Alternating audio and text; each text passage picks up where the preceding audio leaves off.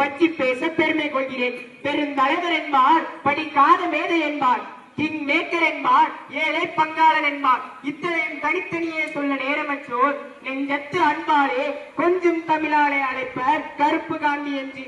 யார் இந்த கருப்பு காந்தி?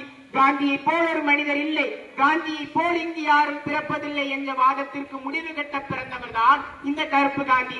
காந்திய கொள்கைக்கும் பொதுவாழ்வு தூய்மைக்கும் சொந்தக்காரர் தான் நம் கருப்பு காந்தி காமராசர். சொல்லிலடங்கா இவர் புகழை சொல்லவும் கேட்கவும் சுகம்தானே.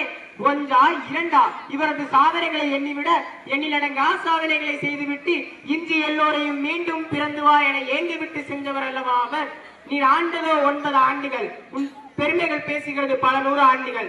ஒரு கால ஆட்சி எஞ்சவுடன் கண்முன் வந்து நிற்கிறது காமராசரின் ஆட்சிதான். ஒரு அரசியல் தலைவர் எப்படி ஆள வேண்டும், எப்படி சிந்திக்க வேண்டும், எப்படி செயல்பட வேண்டும் என்ற கேள்விக்கு ஒரே விடை காமராசர்.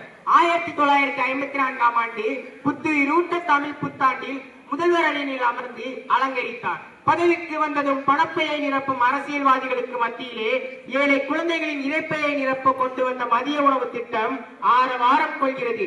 சொத்தில்லாதவர்களுக்கு கல்வி எனும் சொத்தை வழங்கி 1000 ஆண்டுகளாய் மறுக்கப்பட்ட கல்வியை இன்று அனைவருக்கும் இலவசமாக்கி கல்வியிலே புரட்சி செய்து கொண்டு வந்த கல்வி திட்டம் இன்று கண்முன்னே பல இடங்களில் கற்கண்டாய்